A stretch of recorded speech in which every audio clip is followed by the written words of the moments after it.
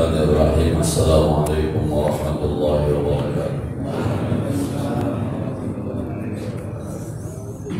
Bismillahirrahmanirrahim. Wassalatu wassalamu ala Rasulillah Sayyidina Muhammad bin Abdillah wa ala alihi wa sahbihi wa man tabi'ahu ila yaumil qiyamah. Amma ba'du. Al-Fatihah ila hadratin Nabi Mustafa Rasulullah sallallahu alaihi wasallam wa rahya baina wa ummahatina wa ajdadina wa jaddatina wa masyayikhina wa li jami'il muslimina wal muslimat wal mu'minina wal mu'minat khususan ila ruhi walidi ihtina Sulki bin Haji Asnawi walidi Haji Ahmad Ghazali bin Haji Al-Syekh Syekhina Haji Muhammad Ma'mun bin Haji Abdul Rahman Syekhina Haji Abdul Wahab bin Haji Abdul Samad Syekhina Haji Muhammad Muhammad Ansar Syekhina Haji Syafiq Hadani Syekhina Haji Ali Zain Haji Muhammad Zain Syekhina Haji Musim Mahbub Syekhina Haji Jabhari Musa Said Muhammad bin Arabi Abbas Al-Malik Al-Fatihah.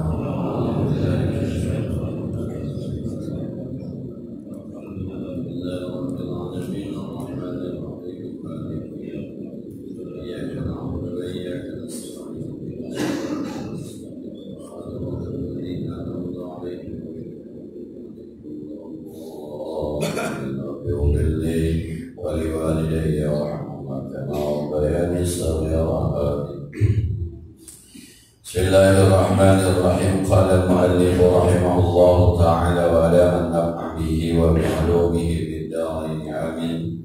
Bismillahirrahmanirrahim. Al-fikratu sayrul qalbi bi mayadinil aghyar. Kita kembali membahas hikmah-hikmah yang disampaikan oleh Ibnu Athaillah As-Sakandari. Kata beliau, al-fikratu, berpikir itu, kegiatan berpikir itu, sayrul qalbi, adalah perjalanan hati, fi mayadinil aghyar, perjalanan rasa hati di medan aghyar, dunia makhluk, untuk sampai kepada Allah Subhanahu wa ta'ala. Minggu lalu kita bahas tentang umur yang berkah.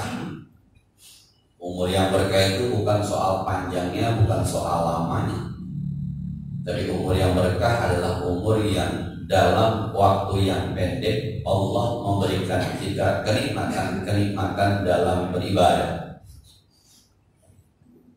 Nah, salah satu yang menyebabkan orang sampai kepada Allah dan merasakan nikmat beribadah, berkah umurnya, adalah kegiatan berpikir.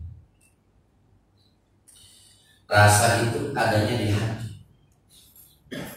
Kalau kita merasa nyaman, itu di hati. Kita bahagia, itu di hati. Kita tenang, itu di hati.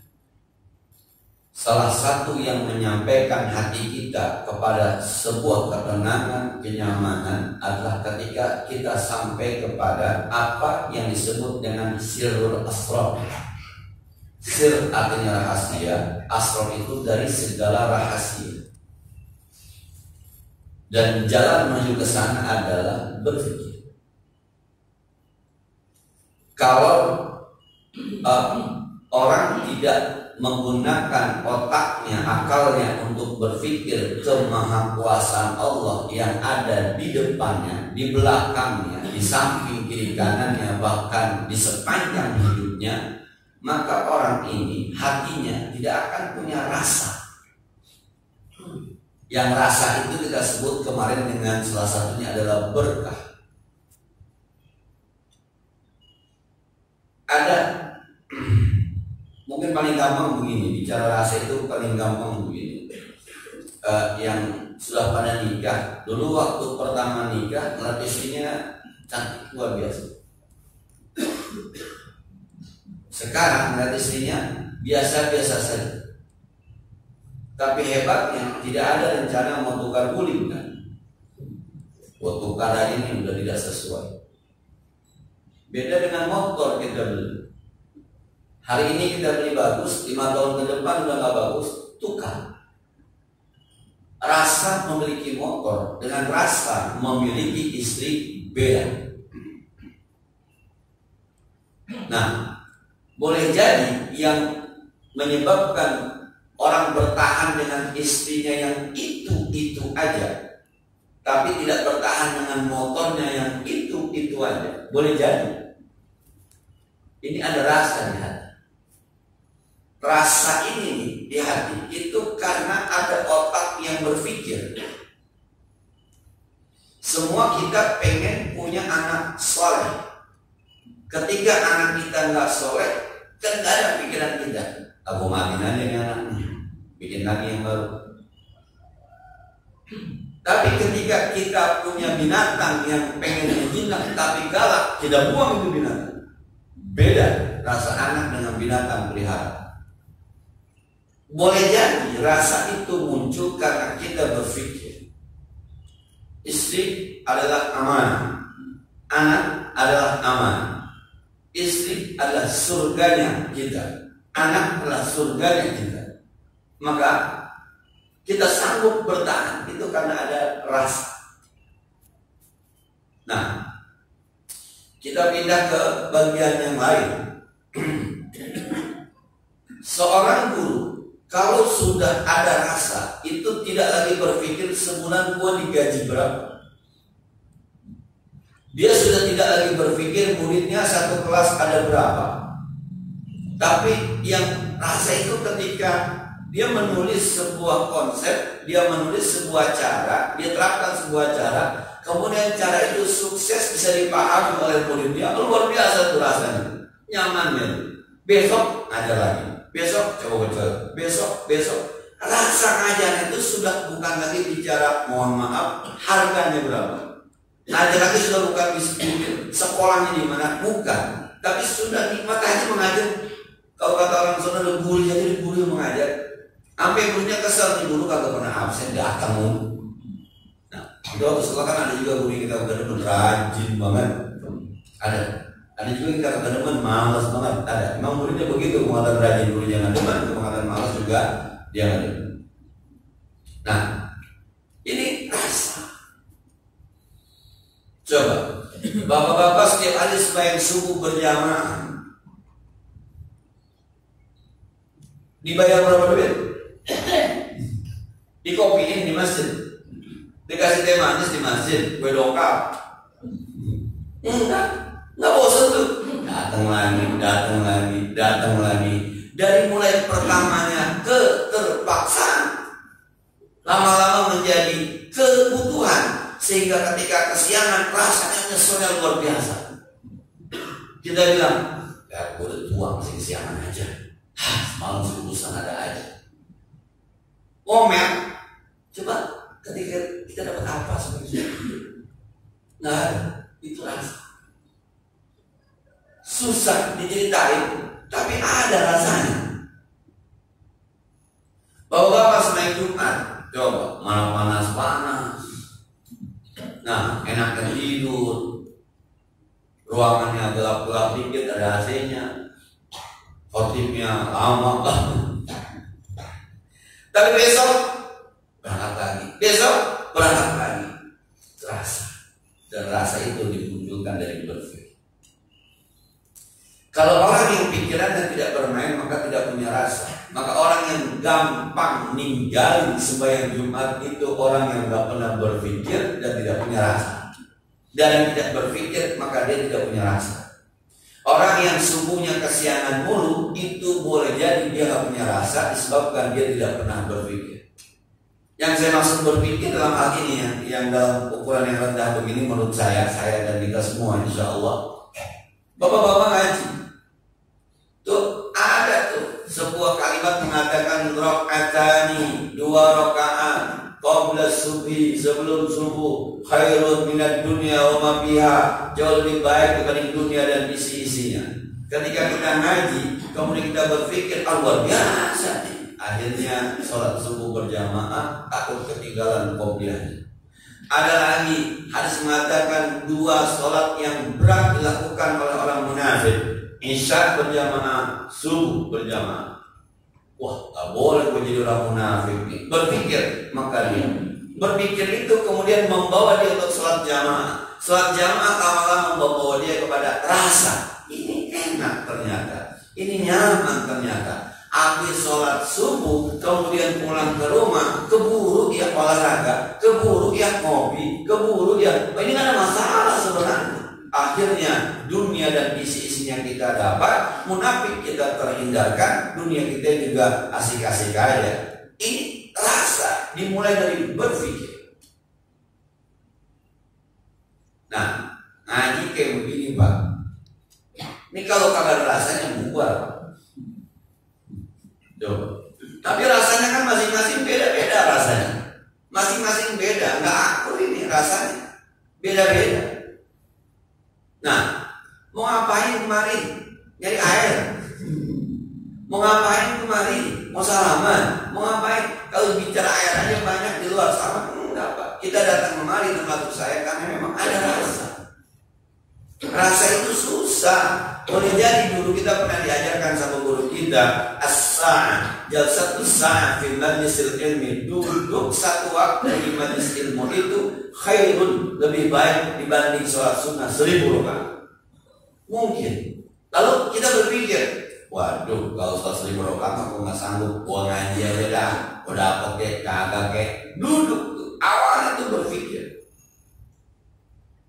Lama-lama ketemu lagi hadis. Kalau Anda sedang berjalan kemudian Anda ketemu dengan Raudhatul Jannah farta'u, maka mampirlah ke taman surga. Qalu ya Rasulullah, wa ma Raudhatul Jannah? Apa ini maksud dengan taman surga? Kata Rasulullah, majalisul dzikir, majlis zikir yang kata ulama, majlis yang di dalamnya ada pelajaran tentang halal dan haram, tentang akhlak yang baik dan akhlak yang buruk. Majalisul ilmi kata ulama. Oh, ini taman surga. Awalnya cuma berpikir taman surga. Jauh-jauh kita kagak ada duitnya buat Raudhah. Di kampung kita ada. Lama-lama nikmat. Lama-lama nikmat. Sampai ada guru saya mengatakan, utlubul ilma walau bighairillah wa abal ilmu illa ayyakuna lillah. Tuntutlah ilmu sekalipun awalnya bukan karena Allah. Lama-lama ketika rasanya sudah ada, fa'abal ilmu illa ayyakuna lillah, Anda akan mendapatkan ilmu dan itu sudah karena Allah. Pikir dulu. Nah, belum lagi berpikir-pikir yang agak menengah gitu kali ya, yang agak menengah berpikir. Kalau baca bukunya Jalaluddin Rumi, Fihi ma Fihi, bersyukur itu seperti bayi yang menyusui payudara ibunya. Mikir gimana? Sepanjang dia hisap payudara ibunya, selama itu juga ada air susunya. Ketika dia kenyang, dia berhenti, dia nikmati apa yang ada, yang sudah dia minum, maka dia bisa menikmati. Tapi kalau udah kenyang terus dia sedot, maka orang bilang akan gumoh. Kalau udah gumoh maka tidak bisa menikmati enaknya air susu dari payudara ibu. Tapi nikmat air susu tidak pernah hilang dari payudara ibu. Dia bersyukur ketika sudah cukup, ya cukup sudah. Sekarang yang sudah ada ini sudah, jangan dikejar-kejar dulu itu. Nanti waktunya ada, minta lagi sama Allah, dikasih lagi sesuai dengan cukupnya. Minta lagi, kasih lagi sesuai dengan cukupnya. Dan hebatnya itu susu di payudara itu nggak pernah tumpah kalau tidak dihisap sama si bayi. Kita berpikir, oh begini susu. Yang ada jalankan, yang ada jalankan. Kita yang ada jalankan. Nggak pernah berkurang apapun yang kita minta dari Allah Subhanahu wa Ta'ala. Persis nggak pernah kebobolan air susu ibunya. Mohon maaf ya, saya nggak tahu nih ibu-ibu kalau nyusuin, pernah nggak anaknya lagi nyusu kemudian habis tuh stoknya? Oh nggak habis tuh, disedot aja habis tuh.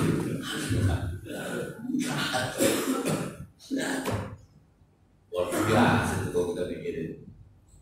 Berpikir tentang itu saja bisa menyampaikan kita kepada Allah. Sebenarnya itu di dalam payudara seorang ibu ada mesin apa yang bisa menghasilkan susu nggak ada habisnya. Anak kita pagi nyedot, siang nyedot, malam nyedot, nggak pernah ada habisnya. Sekarang itu nggak pernah ada bahasa Lagi nyedot, habis makan. Makannya campuran. Jadi yang menjadikan dia susu tempe, tahu, daging, ayam, nasi, apa kredo. Nggak tahu kan? Tidak berpikir ke situ sampai ke subhanallah. Nah, kalimat subhanallah ini menyampaikan kita hati jadi nyaman, tenang aja. Kita nggak beli susu, Allah siapkan susu buat anak kita di payudara istri kita. Tenang aja. Subhanallah. Ini berpikir, maka nyaman aja tuh, hati itu nyaman aja ya. Kalau tapi aman sih masih ada Allah. Alih bahasa semacam ini nih yang kadang-kadang orang sudah sampai rasa bicara sama kita yang baru nyari nggak ketemu. Nah, kalau kata guru saya biasa Sufyan Hadi, kita gotong-gotong aja mulai, kita doa rame-rame. Masa iya kita gotong-gotong tuh hujan masih turun juga. Saya pernah nikahin di rumah. Kebetulan ada sepupu yang diangkat oleh bapak saya ke rumah. Ketika dia nikah pas musim hujan, di kampung saya musim hujan itu banjir. Mau nikah hari Jumat, Rebungnya banjir. Sebelum itu saya datang ke rumah guru saya ke Mampus Mak. Saya bilang, bang, saya mau nikahin tanggal sekian, cuma takut hujan. Kata ke Mampus, terus mau pindahin tanggal berapa? Dan lu yakin ketika lu pindahin gak bakal hujan? Lu minta aja sama Allah, yang ngasih hujan Allah, yang berhenti hujan Allah. Lu minta aja sama Allah. Kalau Tuhan kasih hujan, berarti bukan lu doang yang butuh air, makhluk lain juga butuh air. Saya datang ke rumah Sufyan Hadi, gadis Sufyan Hadi, ya elah mulai. Kita doain aja rame-rame, kita potong, masa turun tuh hujan. Kita gotong. Orang-orang semacam ini adalah orang-orang yang sudah merasa nyaman dengan doanya. Yang terjadi luar biasa. Akad nikahnya hari Jumat, Rebuknya masih banjir, masih sebetis di depan rumah saya. Hari Kamisnya terang, Jumat paginya kering ketika akan nikah. Matahari, kata orang Betawi, penter bener itu. Malam Sabtu baru hujan, nggak berhenti sampai hari Minggu malam Senin banjir besar. Ya, ada orang. Tapi ketika bilang kita gotong-gotong aja mulai, itu bahasa itu tuh sama kita. Gimana gotongnya pakai doa? Oh ternyata dia sudah berpikir, sudah nyaman, sudah ada rasanya. Maka berpikir itu ada dua. Yang satu berpikir ahli hijab.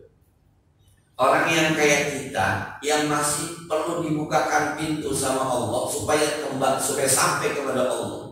Ini pemikiran kita nih yang mayadil agyar, beredar pada medan-medan yang penuh dengan debu, medan-medan yang hanya pada makhluk. Kita lihat makhluk, kemudian kita berpikir, lalu kita mengatakan subhanakallahumma rabbana wa bihamdika Allahumma ighfirli subhana ma khalaqta hadza batil. Tidak ada yang batil yang kau ciptakan. Setelah kita berpikir, ini ahli hijab, mayadil agyar. Kita itu melihat sesuatu, subhanallah, luar biasa. Nah, saya tidak ingin mengatakan Rasulullah berproses, tidak. Cuma ini cerita saja. Rasulullah ketika Isra Mi'raj itu kan pikirnya mayadil agyar. Sekali lagi mohon maaf, saya tidak ingin mengatakan bahwa Rasulullah berproses, tidak. Ini cuma sekedar ada mayadil agyar. Ya Allah, Khadijah meninggal, harta selama ini ditopang oleh Khadijah. Ya Allah, Abu Thalib meninggal, backing saya satu-satunya buat menghadapi Abu Jahal, Abu Lahab. Ini bagaimana ya Allah, ya Allah, ya Allah. Ini mayadil agyar. Ada situasi sifatnya keduniaan, kemudian berpikir kembali kepada Allah. Sama Allah diangkat Isra Mi'raj. Linuriyahu min ayatina, supaya kami perlihatkan tanda-tanda kebesaran kami. Nabi melihat miliaran galaksi, ratusan miliar planet berjalan pada porosnya. Wassama'i wattariq, demi langit yang mempunyai lintas. Wassama'i dzatil buruj, demi langit yang mempunyai 11 buruj. Terlihat semuanya, nggak ada yang Masuk langit pertama, kedua, terus Robil Hadrat, terus masuk ke surga, terus masuk neraka, terus masuk ke Sidratul Muntaha. Sampai di atas ketika Nabi sudah lihat semuanya itu, maka ada sebuah buku judulnya Terpesona di Sidratul Muntaha. Nabi tidak terpesona di surga. Nabi tidak terpesona di surga, tidak. Tujuan Nabi ada yang lebih hebat, Sidratul Muntaha. Maka ini sudah naik ke ahli syuhud namanya. Kalau tadi ahli hijab, berpikir nyata yang ada, kemudian membawa kita untuk berkata iya, ini Allah Maha Kuasa. Tapi ada orang-orang yang udah ahli syuhud. Ahli syuhud itu ketika Rasul sudah naik miliaran ke langit terlihat, surga terlihat, neraka terlihat, terus sampai berhadapan kepada Allah. At-tahiyyatul mubarakatus salawatut thayyibatul, luar biasa. Turun ke dunia, udah menjadi ahli syuhud. Udah gak ada takutnya, udah. Nah, hijrah dari Mekah ke Madinah, masuk Gua Thur, itu kaki orang yang nyari mau membunuh kelihatan. Abu Bakar yang ahli hijab gemetar. Ya Allah, ya Allah, ya Allah. Apa tadi? La takhaf, wala tahzan. Gak usah khawatir Abu Bakar, gak usah pakai gemetar gitu. Bukan Rasul. Kalau dia nengok ke bawah, melihat kita ditusuk, mati kita dua-duanya. Saya bukan khawatir saya, Anda yang saya khawatirkan. Habis ini nanti nggak ada lagi Islam. Kata Nabi yang ahli syuhud, nggak begitu. Abu Bakar sekarang ngomong itu nggak begitu. Kalau pakai bahasa Betawi, kan aneh disuruh sama Allah hijrah ke Madinah. Aneh disuruh ke Madinah. Ini belum sampai Madinah nih. Perintahnya sampainya ke Madinah. Ini belum sampai di Madinah. Nggak mungkin aneh mati sebelum sampai Madinah. Orang perintahnya sampai Madinah. Nggak mungkin. Apapun yang terjadi, aneh pasti sampai ke Madinah. Kok tahu ya Allah nyuruh sampai Madinah? Allah nyuruh sampai Madinah. Nggak mungkin aneh mati di sini. Ntar kalau di Madinah aneh mati, pantas gak? Udah selesai namanya perintah. Dari mana tahu? Ini ahli syuhud. Abu Bakar ahli hijab. Nah, kalau sudah ahli syuhud itu bukan mayadinil agyal, tapi mayadinis sir minal asrar. Medannya udah medan rahasia dari segala macam rahasia. Saya kira teman-teman semua pernah merasakan hal semacam ini, walaupun hanya pada satu titik, pada satu sesi, pada satu bagian dalam kehidupan. Tidak semuanya. Pernah pasti. Merasa doa ijabah. Pernah dong. Merasa ada bantuan Allah tiba-tiba. Pernah lah. Pernah. Cuma tadi saya bilang kadang-kadang apa ya, sinyalnya kurang kuat. Waktu itu sinyalnya luar biasa. Tapi habis itu melemah lagi. Harusnya kan kalau sudah merasa doanya diijabah, bisa doa lagi mestinya. Enggak. Jadi ini alhamdulillah akhirnya Allah tidak tidur. Gitu. Akhirnya. Habis itu selesai, lupa aja lagi gitu. Nah, mungkin nanti kartu kali itu jadi sinyalnya. Nggak bagus. Nah, maka cerita-cerita apa namanya tentang karamah-karamah ulama kita itu maya di Mesir minal asal. Udah berpikirnya sudah bukan berpikir kita melihat saya anak bayi bisa jalan pelan-pelan nanti bisa lari, ada kayak gravitasi, ya Allah nyiptain gigi buat anak-anak tumbuh sendiri tanpa harus kita minta, ya Allah itu maya dinil agyal, menyampaikan. Tapi berpikir semacam itu lama-lama menyebabkan hati kita jadi tenang, jadinya. Itu yang berkali-kali saya ceritakan ketika dulu saya ke Mahfuz mau bangun Anida, punya duit 30 juta, anggarannya 2,5 miliar. Saya pada posisi yang ahlul hijab. Saya bilang dengan bahasa anak muda yang luar biasa, kalau dibanding ke Mahfuz saya bilang, Bang, kita realistis saja. Kita hanya punya duit 30 juta, anggaran 2,5 miliar. Kita tunda dulu uang bangunan sebab duitnya nggak ada. Coba bapak-bapak 2,5 miliar modalnya 30 juta. Saya termasuk ahli hijab itu. Nggak sampai. Ada kayak Mahfuz Mahmud, ya Allah, kan ada Allah Yuk kita tahajud rame-rame, kita doa. Yuk kita doa rame-rame, kita doa. Kita gotong rame-rame. Selama niat kita baik, inna Allah fi aunil abad, madaman abdu fi auni akhi. Allah akan nolongin hambanya selama hambanya masih menolong saudara-saudaranya. Intan sallallahu yansurkum wa yusabbit aqdamakum. Tolongin Allah, nanti Allah akan nolongin kamu. Ini buat madrasah, ini buat sekolahan, bukan buat kita. Bismillah. Jadi itu 2 tahun, bukan 2,5 miliar, malah 3 miliar. Akhirnya sekarang saya ada berani juga, udah nabrak-nabrak begitu. Bukan ada yang ngalamin itu. Jadi saya bilang, ini ahli hijab kita.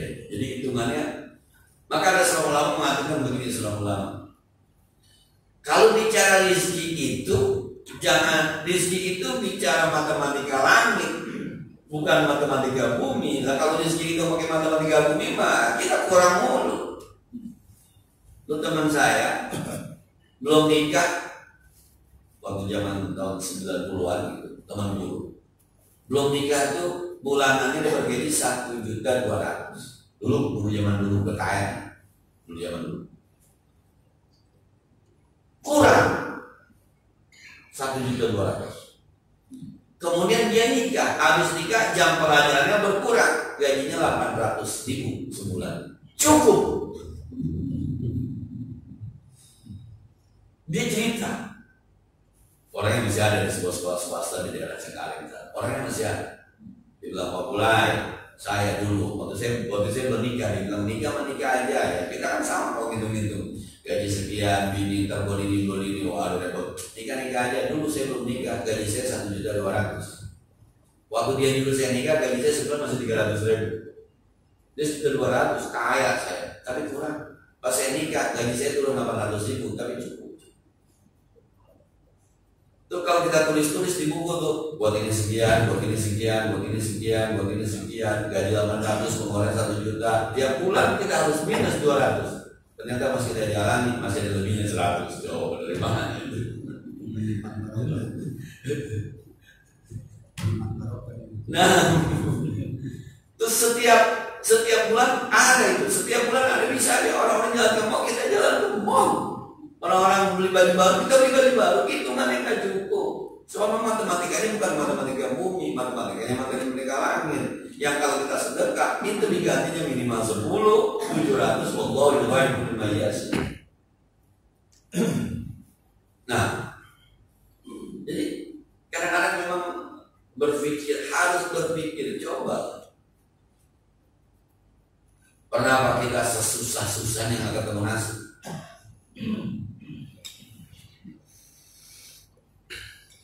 Gua susah amat hidup ya. Itu ngomong dari 10 tahun yang lalu, saya masih hidup tuh orang. Masih hidup gitu. Tapi kan Allah tetap memperhatikan kita. Kita doang yang punya rasa, gua susah amat ya. Itu dia ngomong 10 tahun yang lalu. Sekarang masih ngomong, heran gua susah kok hilang-hilang. Lah, hidup masih. Coba. Arti kan? Wa ma min dabbatin fil ardi illa 'ala Allahi rizquha. Apapun yang melata di muka bumi Allah jamin rezekinya. Lu 10 tahun yang lalu mau gua susah, sekarang masih susah. Hidup berarti lu gak susah, masih makan kok. Nah itu dia tuh. Nah di tempat saya Pak, ada dia ngeluhin anaknya aja nih, anaknya baru segala itu dari anaknya sekolah tuh, dari anaknya kuliah tuh ngeluhin. Sekarang yang satu anaknya udah nikah, kadang-kadang di sebuah daerah dijadiin ustadz, khutbah, Jumat, ceramah. Yang satu sekarang anaknya S2, kadang-kadang jadi khotib juga, kadang-kadang ngajar juga. Terus masih ngeluh aja sama saya bilang, Pok, Empok masih ngeluh aja, saya nggak ada Pok. Tiap saat ngeluh mulu. Itu anak satu udah jadi ustadz, satu udah mau S2, lagi S2. Yang Empok bikin apa sih? Iya ya, Jakarta. Empok mah dipanggilnya duit doang. Ngeluhnya duit mulu. Bahwa ada doa yang dikabulkan dia lupa. Ya Allah jadikan anak saya soleh, soleha. Udah itu udah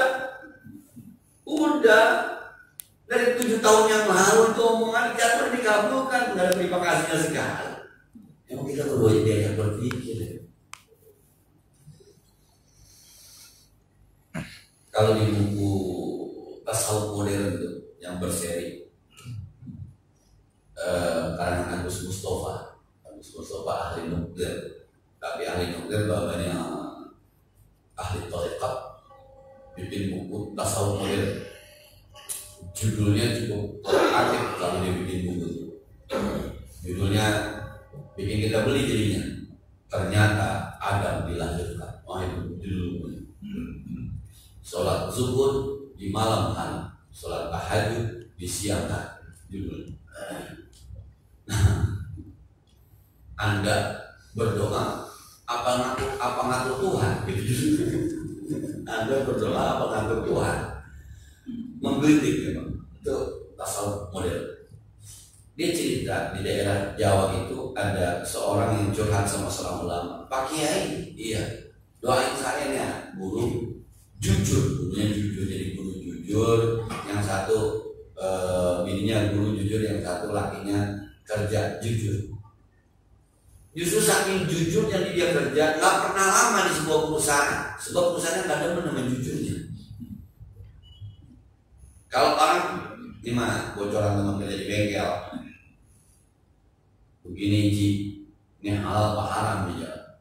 Tuh kalau di bengkel Ji, orang ganti oli itu 1,3 liter, maka kita nulisnya 2 liter. Kata yang kerja di bengkel, masih sekarang begitu nggak tahu saya. 2 liter tulisan. Tuh kadang-kadang tuh Ji, kalau barang udah lama kagak laku, orang servis mobil nggak perlu diganti, kita suruh ganti. Yang baru bisa nih sudah dipasang didandanin, tapi kita disuruh diganti aja nih Pak. Ini. Ya orang awam keganti aja. Gimana tuh? Tuh orang pemanggilan jujur 1,3, saya 1,3. Nggak didemen bosnya. Begini nih mau ngumpul deh diberhenti. Ngadu Pak Kiai. Ya bos bapak misi Pak Kiai. Saya udah jujur, tapi kok makin hancur. Bini saya ngajar juga pindah-pindah mulu. Kenapa? Kamu ngatain jujur.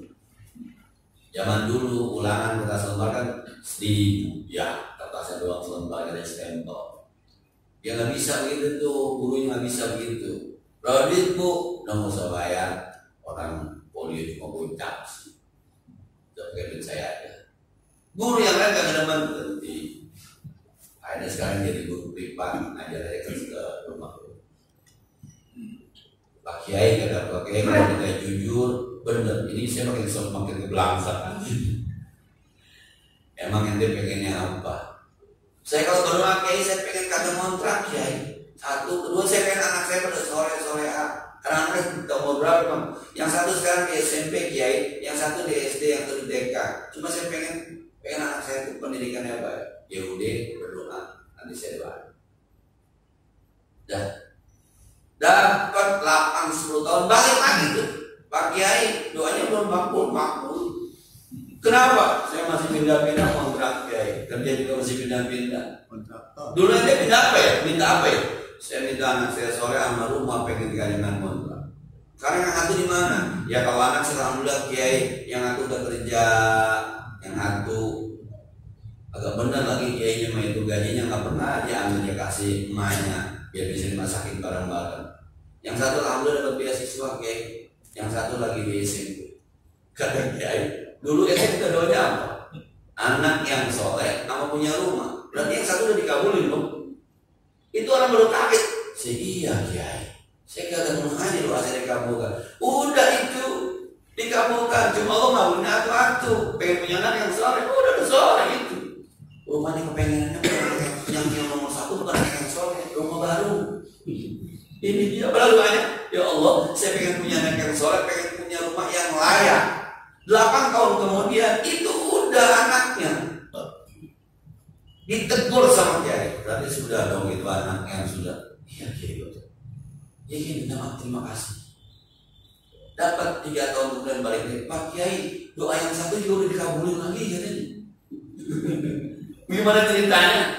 Jadi istri saya kan ngajar privat udah lama. Terus suatu saat istri saya dimintain fotokopi KTP, nggak ngerti. Ternyata tuh dibeliin tanah, dibikinin rumah, dibikin sertifikat atas nama istri. Jadi doa itu perlu proses. Nggak hari ini berdoa, hari ini jadi. Ya Allah, jadikan anak saya soleh. Kelas berapa? Kelas 2 SD. Bagaimana soleh anak kelas 2 SD? Jangan pengen hari ini doa, hari ini ya Allah saya pengen keluarga yang sakinah, mawaddah, warahmah, kapan nikahnya? Tadi pagi. Ya jangan proses. Kalau pengantin baru udah sakinah aja, udah mawaddah aja, warahmah. Pengantin baru ambil undangan masih banyak. Adem. Yang pada pesantren jadi kiainya entar kalau udah keluar. Kalau masih pesantren maka gak jadi kiai, digambarin sama kiai. Sekalipun kiai berdoa, ya Allah jadikan murid-murid saya bermanfaat di kampungnya jadi kiai, ya Allah. Kapan jadi kiainya? Entar. Bukan sekarang masih sekolah jadi kiai, digambarin sama kiainya yang bual. Mudah-mudahan yang besek. Berpikir. Tapi kalau orang yang sudah pada level yang saya dari ahli syuhud, tidak lagi berpikir di maya dinil akhir, tapi maya dinil sir. Memang ini susah juga contohnya ya, karena masing-masing punya rasa yang berbeda, saya kira punya rasa yang berbeda. Guru kita jadi imam nih, mohon maaf nih, jadi imam. Lady kamu mohon maaf. Tuh nggak pernah bosan, nggak pernah kapok ya. Dibayar kagak, digaji kagak, dipuji kagak, dijamin kagak. Apa yang menyebabkan guru kita mau jadi imam? Teman-teman coba, kalau ditarik salah satu kita pergi berhalangan jadi imam, coba deh. Apa rasanya? Besok boga lagi lah. Karena nggak punya rasa, yang ada beban. Ada orang yang tukang azan, Allahu Akbar. Nah, itu tukang azan kadang-kadang mohon maaf dipuji kagak, dibayar kagak, digaji kagak, tapi nggak pernah bosan jadi muadzin. Apa rasanya? Susah. Bahkan kalau ada orang gantiin kadang-kadang suka, ya gua terlambat digantiin sama orang. Nah, itu banyak tuh yang begitu tuh. Ya kalau kita tanya, lu rajin banget azan. Emang ada rahasia dia aja. Dia meski belum juga nggak tahu, tapi nyaman aja mana. Lo lagi ada orang yang bentuk sodako. Kemudian kata Rasulullah, la hasada illa fisnatain. Tidak ada dengki kecuali di dua hal. Rajulin atahullahu malan, orang dikasih rezeki sama Allah, fasallatahu ala halakatihi fil haq, dihabiskan hartanya di jalan ana al-laili wa ana an-nahar, siang malam sedekah. Sampai tetangganya, tuh orang yang sedekah mulu yang ditanya, udah di sedekah? Enggak tahu kenapa, nyaman aja. Tuh maya dinil sir namas. Ada orang yang tahajud aja tahajud. Subhanallah. Ada orang yang demen baca selawat, dikit-dikit selawat. Ada orang yang gurih banget baca yasin, dikit-dikit yasin. Ditanya, kenapa lu yasin? Udah enak aja baca yasin. Satu sisi. Ada yang demen baca Quran. Nah, jadi berpikir itu membawa kita untuk punya rasa di hati. Buat kita masih bimaya ini akhir. Maka kalau bahasa Arab, afala tatafakkaru, afala tatadabbur. Ini kalau bahasa. Nah, yang kedua,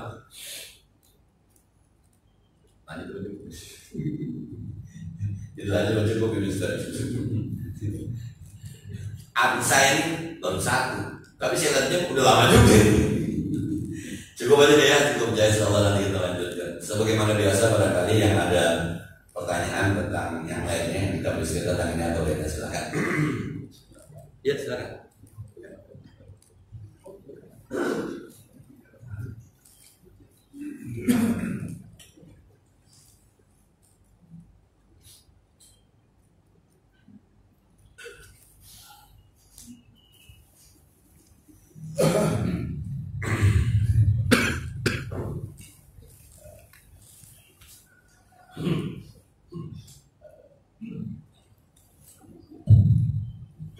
Assalamualaikum warahmatullahi wabarakatuh. Terima kasih atas kesempatan yang diberikan Ustaz. Menarik masalah berpikir yang Ustaz sampaikan. Sewaktu Ustaz berbicara, mata kami memandang, kuping mendengar, otak menganalisa, berpikir, dan hati menyerap. Itu bekerja secara otomatis. Yang kita permasalahkan adalah kualitas berpikir itu. Kan zaman sekarang ada kata-kata dungu. Maksudnya begini, seperti orang sampai ketika suhud itu ya, itu apakah karena memang proses berpikirnya dia itu luar biasa, atau memang suatu hadiah dari Allah? Karena masing-masing orang juga punya mekanisme yang sama seperti yang saya rasakan, tapi risau hasil itu tidak sama masing-masing orang. Nah, analisa inilah yang ingin saya dapatkan dari Ustaz. Kualitas berpikir itu gimana nih kaitannya dengan ini? Apakah cukup saya berpikir aja begitu ya? Karena kan ini hubungannya, kalau istilah dungu itu dalam berpikir ya, berarti kan ada kualitas dari hasil berpikir Anda ya. Nah, dalam kasus ini mungkin sepertinya berbeda atau bagaimana Ustaz? Mohon dielaborasi lebih lanjut. Makasih. Nah, ketika seorang khatib menyatakan begini, kita pandang khatib dan menganalisis. Saya ulang lagi ayat yang dia sampaikan. Allah ayat dari yukadzibu biddin, tahukah kamu siapa itu para pendusta agama? Kita melihat orang-orang yang tidak peduli sama ya.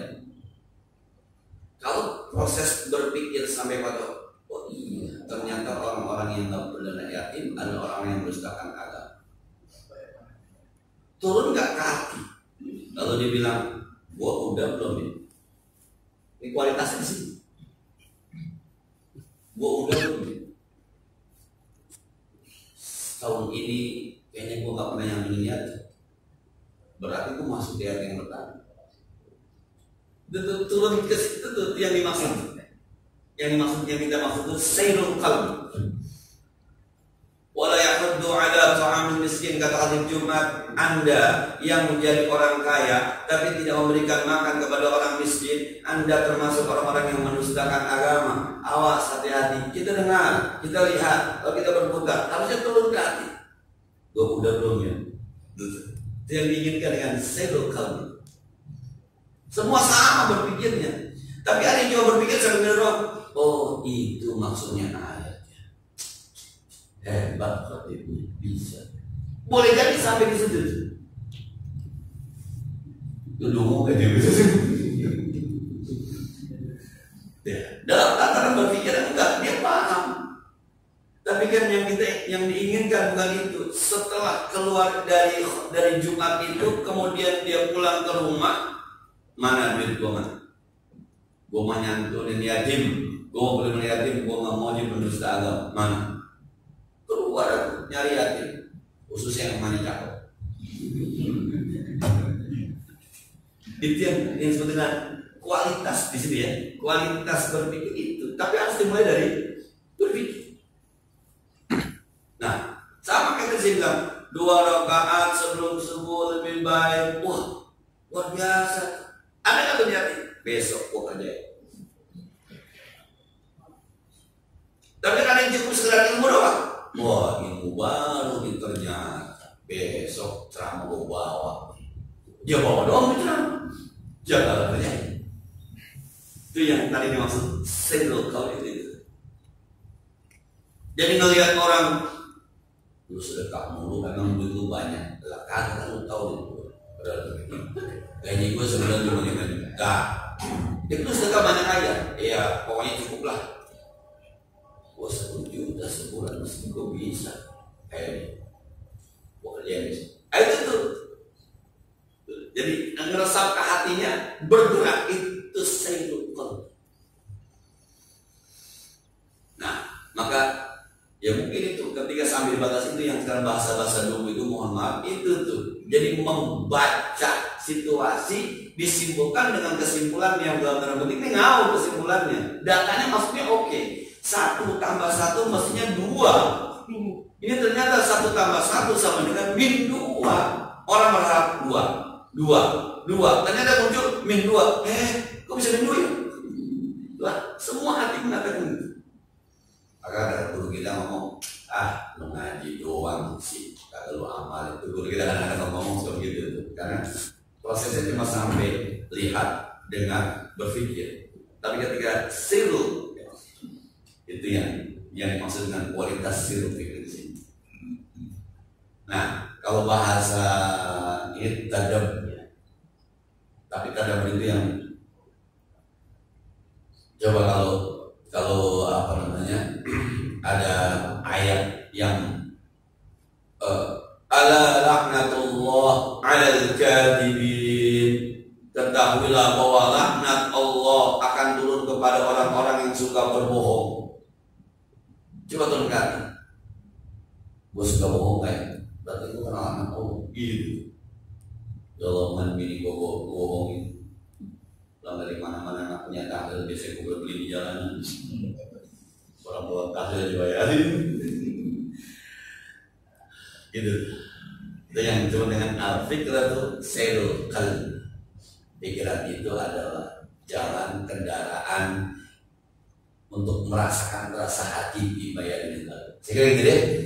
Mudah-mudahan bermanfaatnya. Mohon maaf ini jadi minta maaf jadi minggu besok libur, minta izin kita libur dulu. Minta izin nggak apa-apa kali ya.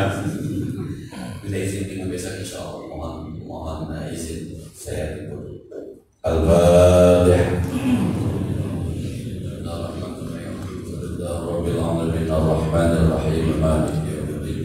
Iyyaka na'budu wa iyyaka nasta'in ihdinas siratal mustaqim siratal ladzina an'amta 'alaihim ghairil maghdubi 'alaihim waladdallin. Allahumma shalli wa sallim wa barik wa barik 'ala sayyidina Muhammad wa 'ala ali sayyidina Muhammad. Allahumma anfa'na bima 'allamtana wa zidna ilman yanfa'una. Rabbana zidna 'ilman nafi'a wa fahman salihan wa lisanan dhakiran qalban shakiran. Allahumma inna na'udzu bika min 'ilmin la yanfa' min qalbin la yakhsha' min jahmin la yashba' min du'a'in la yasma'. ونعوذ بك من هول الأرض. صلى الله عليه وسلم محمد وعلى آله وصحبه وسلم. الحمد لله رب العالمين. السلام عليكم ورحمة الله وبركاته.